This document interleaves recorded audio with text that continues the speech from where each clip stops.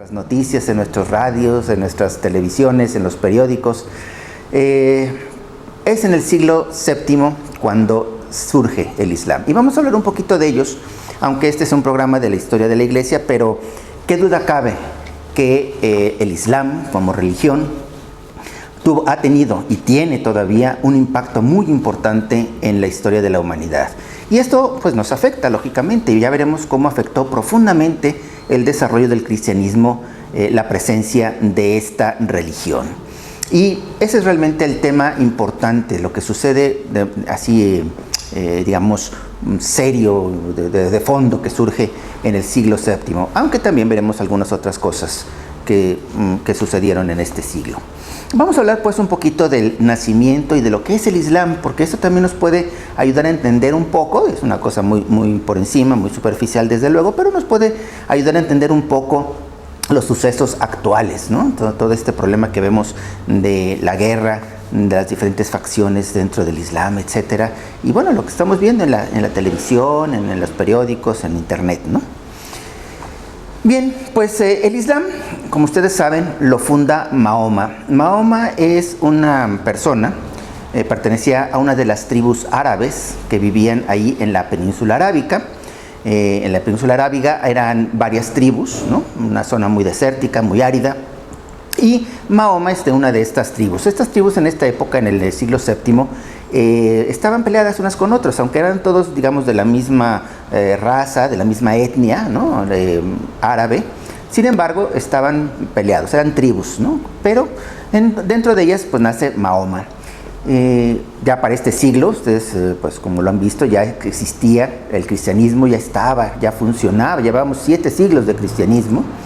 El judaísmo pues seguía existiendo. Sabemos que, como habíamos comentado, que Jerusalén como tal ya no existía, pero la religión judía, el pueblo judío, se había integrado, se había dispersado por todo el mundo conocido de aquella época, Europa y el Medio Oriente, seguían presentes y seguían practicando su religión, los judíos. Entonces, Mahoma, él era camellero, él se dedicaba a transportar mercancías con estas caravanas de camellos que cruzaban los desiertos de Arabia, pues él se dedicaba a eso, esa era su profesión.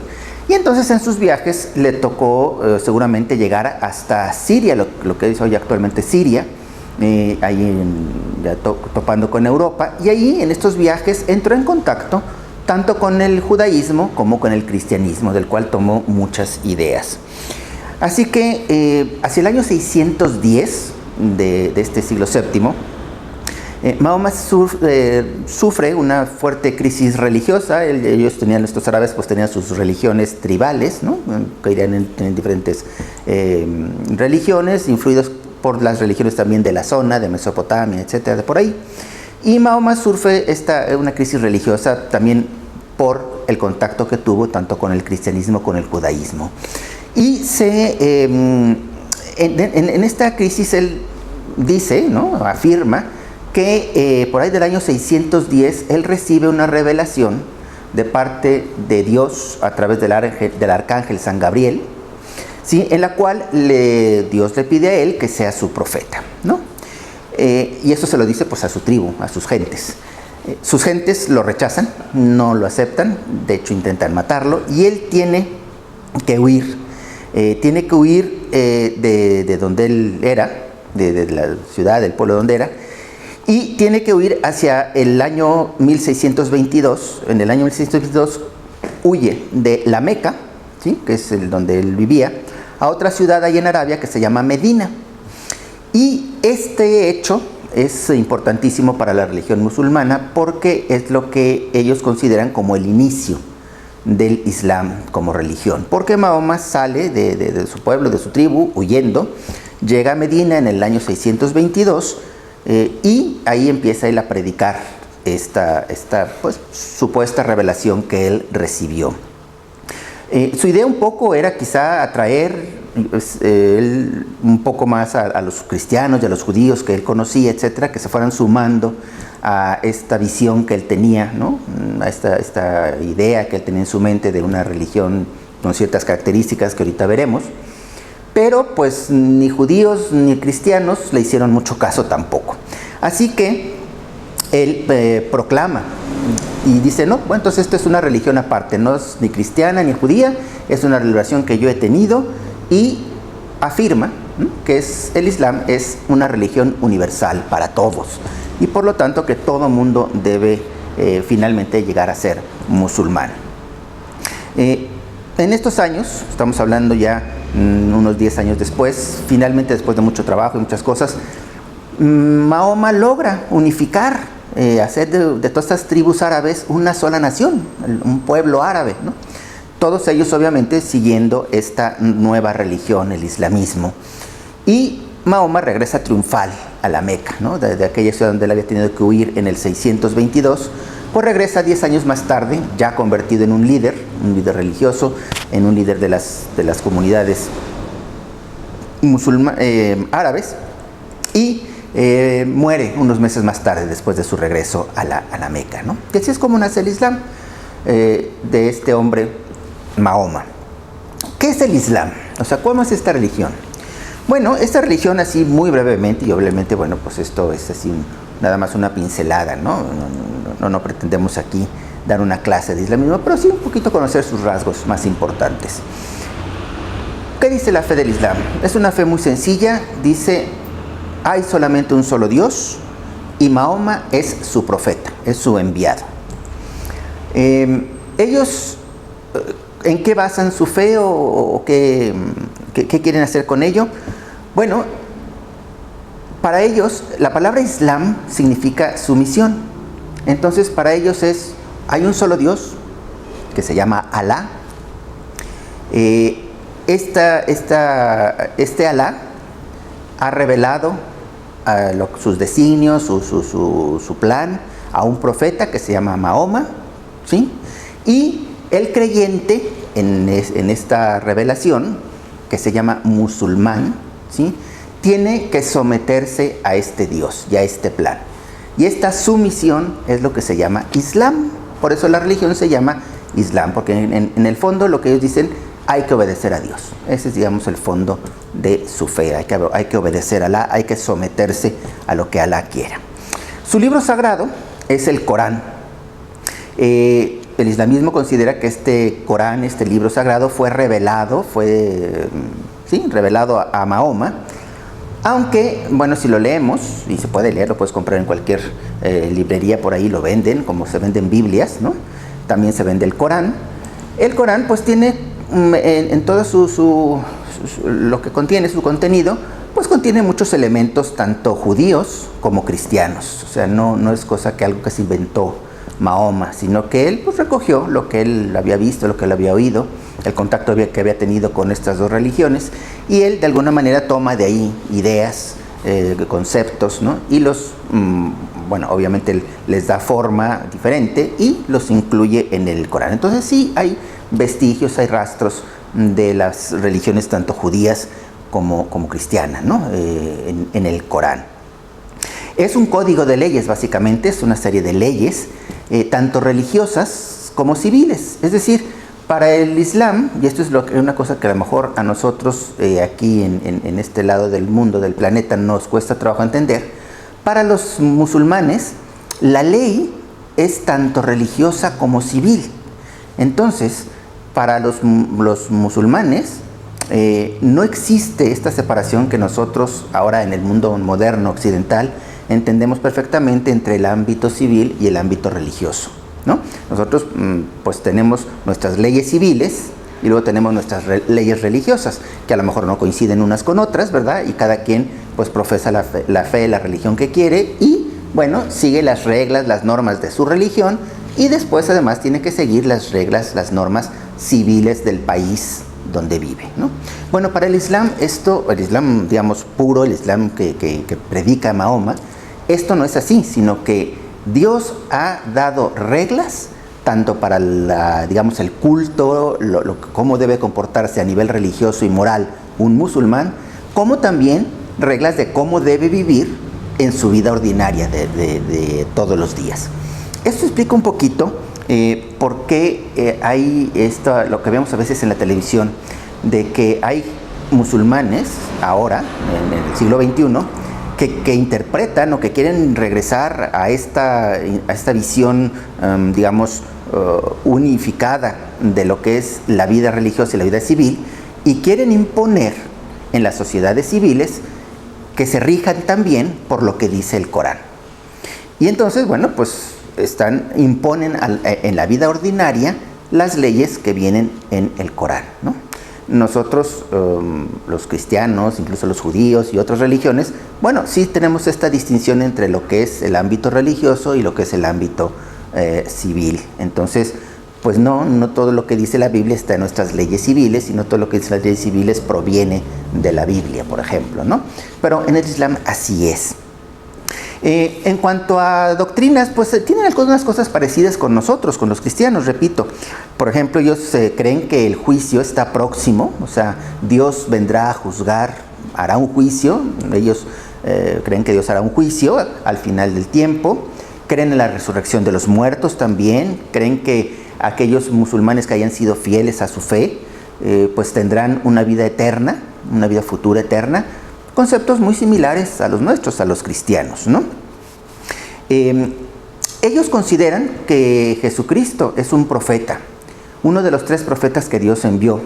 Los musulmanes aceptan a Abraham como el primer profeta al que Dios le habló, aceptan a Moisés como este segundo profeta, aceptan a Jesús de Nazaret, como un tercer profeta. Y finalmente Mahoma vendría a ser el último profeta, el definitivo, ¿no? Dentro del pensamiento islámico. Claro, el concepto que ellos tienen de Jesús pues es diferente, ¿no? Ellos no consideran que Jesús sea el Hijo de Dios, evidentemente. Para ellos, para los musulmanes, solamente fue un profeta, que sí, que dio muchos pues mandatos, mensajes de Dios muy buenos y válidos, pero hasta ahí. Y que además Mahoma viene a, por así decirlo, rectificar o ampliar o dar conclusión a lo que han dicho los profetas anteriores, Abraham, Moisés y Jesús, ¿no? Es curioso, pero por ejemplo ellos también consideran a la Virgen María como una figura importante, ¿no? La consideran una gran mujer de fe y le dan una cierta relevancia a la Santísima Virgen. Claro, no aceptan el nacimiento virginal de Cristo, obviamente, ni estas cosas, ¿no? Pero bueno, sí son figuras para ellos también relevantes en su religión, tanto la Santísima Virgen como nuestro Señor Jesucristo. Bien, pues este es un poquito así, un repaso muy rápido de cómo nació el Islam y qué es lo que piensan ellos. Bueno, hay una cosa importante, su fe el Islam gira en torno de 5 cosas muy importantes. La fe en Alá, ¿sí? La limosna a los pobres, el ayuno una vez al año durante el mes de Ramadán, en el cual ayunan fuertemente, y dar limosna. Entonces es una fe que va mucho a orar 5 veces al día. Es muy importante para ellos la oración, y tienen la obligación de orar 5 veces al día, ¿no? Y lo hacen. Entonces, pues estas son, digamos, las grandes líneas por las que se maneja esta religión. Pues bien, vamos a volver a ir a un pequeño corte y hablaremos un poquito más del Islam, porque realmente pues fue un evento que cambió el mundo, el nacimiento y la aparición de esta religión en el occidente. Venimos después del corte. Bienvenidos de regreso, amigos de Católica Radio, a su programa La Historia de la Iglesia. Y estamos comentando el siglo VI, el siglo en el que nace el Islam. Y estábamos hablando un poquito del Islam para entender el impacto que tuvo en la Europa de aquel momento, y por lo tanto también en la fe cristiana. Y bueno, entender un poquito también lo que está pasando en nuestros días, ¿no? Ahora que vemos que estos árabes, los musulmanes, están en las noticias. Y volviendo a ello, decíamos que realmente las prácticas del Islam son 5 prácticas importantes, ¿no? Aquí en esto se basa la fe musulmana. En la fe en Alá, en Dios, en la oración 5 veces al día, en la limosna a los pobres, en el ayuno durante el mes de Ramadán, y para aquellos que estén en posibilidades de hacerlo, peregrinar a la Meca, esta ciudad allá en Arabia, una vez en la vida. Si uno cumple estas 5 cosas durante su vida, es considerado un buen musulmán y tendrá vida eterna, se irá al paraíso, se irá al cielo como ellos lo conciben, ¿no? Tomo nada más otro punto que es relevante para lo que estamos viviendo ahora, y que es la idea de la yihad o guerra santa. ¿Qué es la guerra santa? En el Corán se habla de que el buen musulmán debe de defender el Islam, la religión que Dios ha revelado. Y a esto le llaman la yihad, o sea, la guerra santa en defensa del Islam. Sin embargo, algunos musulmanes, alguna corriente de pensamiento de los musulmanes, interpretan que este mandato del Corán se refiere sobre todo a esta lucha interna de cada creyente, de cada buen musulmán, para hacer vida, para vivir bien aquellos mandatos de Dios. Entonces, que esa yihad es una guerra santa, pero interna en el corazón de cada quien.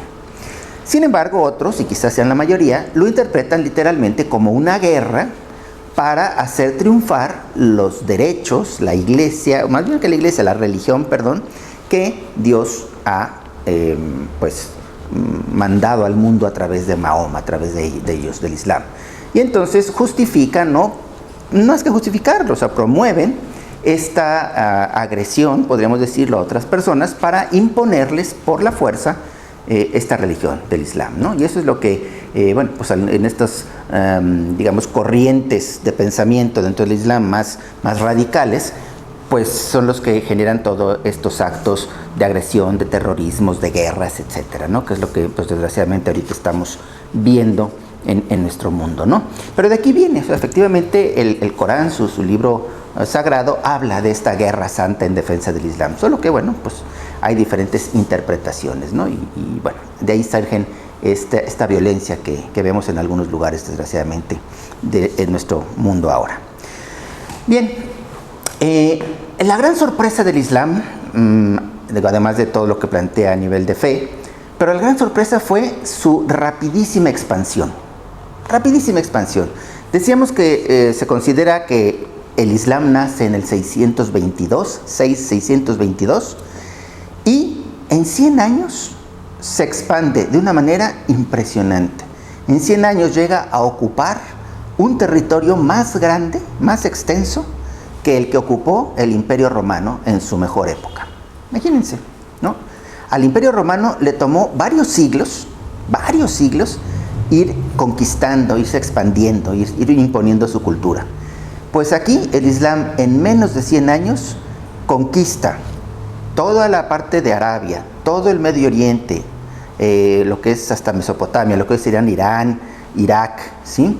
Toda la parte de Siria, de Tierra Santa, de Arabia, todo el norte de África, ¿sí? Buena parte de la parte este de Europa, ¿sí? Y a principios del siglo siguiente, ya lo veremos, invaden Europa a través de España, ¿sí? O sea que en 100 años, menos de 100 años, tienen una extensión de territorio mayor que la del Imperio Romano en sus mejores épocas. Impresionante esta expansión de esta religión del Islam, ¿sí? Llegan a todas estas zonas que les digo. Y este dominio, pues sí, digamos, rodear a Europa, que finalmente pues era la cuna, ¿no? Más que la cuna, digamos, es este lugar de donde estaba arraigada la fe cristiana. Está rodeado de los musulmanes, del Islam, duró cerca de 900 años. O sea que no fue una cosa así simple y sencilla. No. Hubo esta expansión impresionante, explosiva, y se asentaron en estos lugares y permanecieron en todas estas zonas cerca de 900 años. Veremos a lo largo de la historia de la Iglesia, y que, bueno, va unida, obviamente va injertada en la historia universal. Veremos cómo se empezó a recuperar, ¿no?, algunos territorios que fueron invadidos por musulmanes en algún momento y que luego se fueron otra vez siendo recuperados por la cultura occidental, pero no todos, ¿no? Y por eso hoy pues el mundo islámico es tan extenso, ¿no? Porque tuvo esta capacidad, ¿no?, de extenderse de esta manera tan impresionante. Un poco, como decíamos antes, por este concepto de la yihad, ¿no?, que era un conquistar a los otros pueblos para imponerles su religión directamente, ¿no? O sea, ¿qué pasó entonces con los cristianos? Bueno, pues los cristianos que quedaron viviendo en aquellos lugares, que fueron conquistados por los musulmanes, pues quedaron, en algunos lugares quedaron totalmente borrados del mapa. Podemos pensar, por ejemplo, en todo el norte de África, que en su momento fue cristiano, porque era parte del Imperio Romano. Pues con la invasión musulmana, pues toda esa civilización cristiana desapareció. Esto tuvo también una segunda consecuencia muy importante, y es que la evangelización, digamos, del sur, del mar Mediterráneo hacia el sur, quedó atorada ahí en el norte de África, porque toda esa franja del norte de África se convirtió al Islam. Entonces ya no hubo misioneros, digamos, del norte de África, misioneros cristianos, que pudieran de alguna manera empezar la cristianización del resto de África. Veremos más adelante cómo la evangelización de África pues tendrá que esperar varios siglos hasta la colonización europea de varios siglos más tarde, que llevan la fe cristiana al África, ¿no? Porque pues debido a esta invasión musulmana, ahí quedó atorada la evangelización de África, ¿no? Y bueno, pues tardarán varios siglos, ya lo veremos. Entonces, en otros lugares, los cristianos no desaparecieron, aunque sí quedaron muy disminuidos, porque, bueno, pasaban los años, pasaba el tiempo, y bueno, las costumbres eran de acuerdo al pensamiento, a la visión islámica, musulmana, y pues eso fue erosionando la conciencia cristiana, de ser cristianos y lo que tenían de civilización occidental cristiana, ¿no? Entonces quedaron muchos de esos cristianos reducidos a minorías tanto en Mesopotamia y sobre todo quizá en España, en lo que sería la península ibérica, lo que hoy son España y Portugal, que fueron invadidos, ya hablaremos de ello en el próximo siglo, pero pues ahí sí permaneció la presencia cristiana, pero muy reducida, como una minoría pues bajo una dominación de otra religión que era la gran mayoritaria, ¿no? No todo eso es negativo con esta expansión del Islam, porque por ejemplo, una de las grandes cosas que hicieron esta cultura musulmana fue que al ellos conquistar toda la zona del Mediterráneo, que les estoy comentando, el norte de África, Tierra Santa, Mesopotamia, ellos entraron en contacto con lo que quedaba de la cultura griega y romana, y la recogieron y la conservaron. Acuérdense que lo que había sido el Imperio Romano había estado destruido en los siglos pasados, ¿sí? Con la invasión de los bárbaros. Entonces toda aquella cultura, lo positivo de aquella cultura griega y romana, pues había desaparecido. Y en este sentido, los que la conservaron fueron los musulmanes. Años más tarde habrá este intercambio cultural y Occidente redescubrirá esta cultura grecorromana gracias a que fue preservada en buena medida a través de los sabios, de los filósofos, de los científicos árabes, musulmanes, ¿no? Entonces, bueno, no todo es negativo, desde luego, todo tiene su parte también positiva. Entonces, pues fue una forma en que nos ha llegado a nuestros días esta cultura también grecorromana, que tiene muchas cosas positivas, ya lo veremos también. Bien, ¿qué otra cosa tuvo que enfrentar la Iglesia en este siglo, aparte de esta expansión explosiva del Islam? Bueno, pues también había problemas internos dentro de la Iglesia. Ahora recuerden que no habiendo ya un emperador, o por lo menos dos emperadores fuertes, todo el imperio de Occidente, el imperio romano de Occidente ya había desaparecido, había sido invadida Europa por estos grupos étnicos bárbaros, salvajes, podemos decirlo así, ¿no? Que poco a poco habían ido colonizando los territorios del antiguo imperio romano y que se habían ido convirtiendo al cristianismo. Bien, pero eran grupos fragmentados, eran tribus que estaban peleadas unas con otras, etcétera, ¿no? Y por más que la Iglesia, a través de la fe, ¿no? La fe común, pues se iba amalgamando poco a poco, iba juntando todas estas diferentes tribus, bien, pues no dejaba de haber divisiones dentro de estas zonas, ¿no? Pero la Iglesia actuaba, la fe cristiana actuaba como el gran común denominador de todos estos pueblos. Y así se fue gestando poco a poco la idea de una sociedad cristiana que ya veremos cómo cuaja en el siguiente siglo. Pero aquí empezó. Sin embargo, no todo era fácil tampoco hacia dentro de la Iglesia, porque el Papa pues vivía en Roma todavía, ¿no? Ahí estaba su sede. Ya no había un emperador en esta zona de Occidente, Sí existía todavía el emperador del Imperio Bizantino, donde estaban los patriarcas, que bueno, eran los obispos, nada más que allá se llamaban patriarcas, que en principio estaban en comunión con Roma, obedecían al Papa, etc. Pero pues la distancia era muy lejana. Acá ya la civilización romana había desaparecido. Acá, sin embargo, en Constantinopla, pues persistían, ¿no? No había habido esta ruptura porque no habían sido invadidos. Entonces, bueno, conservaban todas aquellas tradiciones antiguas, ¿no? De los siglos II, III, IV, ¿no? Todavía estaban ahí vigentes este pensamiento, esta forma de ver la vida, etc. Entonces, bueno, había diferencias entre la parte occidental y la parte oriental. Y esto iba poco a poco abriendo allí pues digamos, una grieta, ¿no? Que más tarde vendría a desembocar en el cisma de todas aquellas iglesias. Por otro lado, también el emperador estaba preocupado por este crecimiento, expansión de los musulmanes y pues se dedicó mucho a contener, ¿no? Militarmente, ¿no? por medio de guerras, esta expansión de los musulmanes. Y bueno, esto los tuvo distraído al emperador para apoyar mucho al Papa, para ver que no hubiera estas pequeñas diferencias. Entonces, bueno, había problemas dentro de la iglesia. Y dentro de este clima, pues aparecieron un par de herejías que se llamó el monoergismo y el monotelismo, de las cuales hablaremos ahorita que regresemos de este corte. Pues estamos de regreso, amigos de Católica Radio, aquí en su programa La Historia de la Iglesia. Y estamos hablando del siglo VII, estamos hablando de las herejías que surgieron en este siglo, un siglo, pues, como todos aquellos siglos, muy convulso por la aparición del Islam y pues todo el terremoto que causó esta aparición, esta irrupción del Islam en Europa. Bien, pues decíamos que dentro de la fe cristiana seguían algunas divisiones.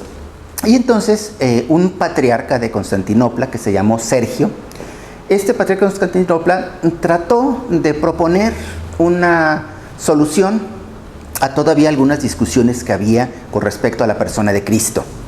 Ustedes recuerdan, ya vimos que en el Concilio de Calcedonia del año 451 ya se había definido que en la persona de Jesucristo nuestro Señor había dos naturalezas, o sea, Jesucristo tiene dos naturalezas, una naturaleza divina, como el Verbo, el Hijo de Dios, y una naturaleza humana, como Jesús de Nazaret, ¿no? O sea, un hombre tan humano como cualquiera de nosotros. Y que estas dos naturalezas, pues, están presentes en Cristo, en la persona divina de Jesucristo, en la persona del Verbo. Eso fue lo que dijo el Concilio de Calcedonia del 451. Sin embargo, ustedes recuerdan también que había la herejía monofisita que decía que en Cristo solo había una persona, ¿sí? Porque querían decir, no, es que eso de que haya dos cosas, dos naturalezas, dos algos, pues como que no lo entendían muy bien. Y entonces ya no, es una sola persona, nada más y tal.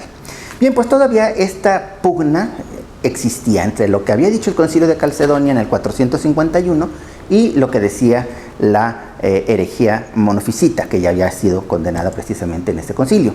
Y entonces aquí este patriarca Sergio, un obispo, ¿no? de la iglesia de Constantinopla, propone esto, decir, bueno, a ver si podemos conciliar las dos posturas. Y dice, ok, en Jesús de Nazaret, en Cristo, solo hay una actividad, ¿sí? Una sola forma de actuar, una sola forma de operar, de vivir, de ser, por así decirlo. Y le llama con la palabra energía. Dice, entonces en Jesús solo hay una sola actividad o una sola energía. Y a esto se le llama el monoergismo.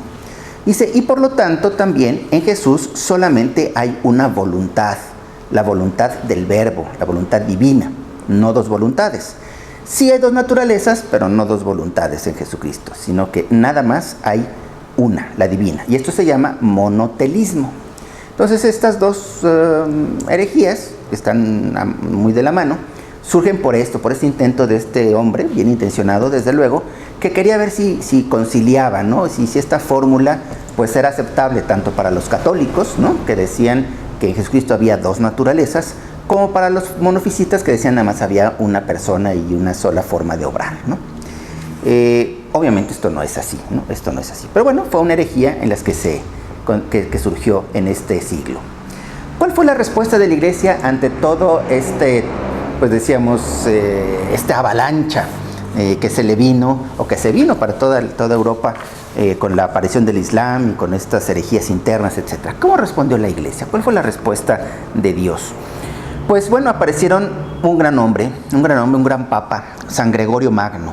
Ya hablamos de él al final del siglo pasado, pero realmente fue este siglo en donde San Gregorio Magno pues fue el hombre que llevó adelante la Iglesia en medio de todos estos problemas y tribulaciones. Se preocupó mucho porque se completara la evangelización de todos estos pueblos que habían invadido y que habían destruido el Imperio Romano.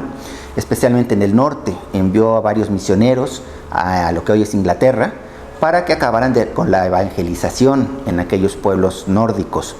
Igual lo que hoy es Francia, con los francos, ¿se acuerdan que los francos eran un pueblo, ¿no? Y de ahí viene el nombre de Francia, y los longobardos o lombardos, ¿sí? También pues era otro pueblo que todavía hacía falta que acabaran de convertirse al cristianismo. Y este papa impulsó mucho su evangelización. Igualmente fue gracias a este papa que los visigodos, que era otra tribu, otro de estos pueblos bárbaros que se habían establecido en España, y que aunque se habían bautizado bajo la herejía arriana. ¿Se acuerdan la herejía arriana de Arrio? ¿Sí? Bueno, pues los visigodos eran cristianos, pero eran arrianos, o sea, no eran católicos, no estaban en comunión con la Iglesia. Bueno, pues gracias a San Gregorio Magno, su rey Recaredo se convierte del arrianismo al catolicismo, y con él todo el pueblo de los visigodos. Y desde entonces, pues España ha sido una nación católica, ¿no? Desde este siglo, con la conversión de los visigodos de España. También él vivía en Roma y pues cuidó mucho de la ciudad. Decíamos, ¿se acuerdan que la Iglesia había quedado como casi la única institución, digamos, que funcionaba en toda esta zona? Durante toda esta invasión de los pueblos bárbaros, que funcionaba en el sentido administrativo, de administrar la sociedad. Y bueno, este papa, en concreto de la ciudad de Roma, pues la cuidó mucho y se preocupó mucho de que hubo varias pestes, ¿no? Pestes eran estas enfermedades, ¿no? Que surgían, epidemias las llamaríamos ahora, en la ciudad, pues por la falta de higiene, por la falta de conocimientos médicos, etcétera. Bueno, pues eran muy comunes en la antigüedad y todavía hasta hace muy poco, estos grandes brotes de enfermedades que acababan con gran parte de la población, ¿no? Pues no había medicinas, etcétera. Bueno, pues en estos problemas, durante esas catástrofes, este papa cuidó mucho de la ciudad de Roma y también de la invasión que algunos pueblos bárbaros querían otra vez invadir ahí Roma, etcétera. Y bueno, tuvo otra gran aportación a la Iglesia este papa, y por eso tiene el título de Magno. Magno significa grande, ¿no? San Gregorio el Grande, San Gregorio Magno. Y que fue la reforma litúrgica. Él recibió un rito de la misa, ¿no? El que se venía usando en Roma, y lo reformó, pues digamos, lo actualizó, podríamos decirlo, ¿no? En ese momento. Incluyó, por ejemplo, oraciones como el Señor ten piedad, ¿no? Ese que rezamos en la misa, el Señor ten piedad, Cristo ten piedad, Señor ten piedad. Bueno, pues esa oración la introdujo San Gregorio Magno.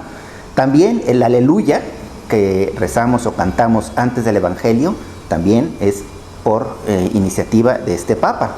Y así como el rezo del Padre Nuestro. También ya ves que antes de comulgar dentro de la misa rezamos al Padre Nuestro todos juntos. Bueno, pues todo esto es gracias a San Gregorio Magno, que introdujo todos estos elementos al rito de la misa.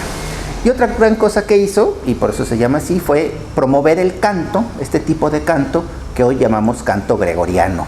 Si no lo has escuchado, te recomiendo que busques por ahí escucharlo. Es un canto bellísimo, muy espiritual, que realmente eleva el alma a Dios. Y viene desde este siglo, desde el siglo VII, con este Papa, que pues él promovió que se cantara de esta manera en las celebraciones litúrgicas. Y recibe su nombre, canto gregoriano.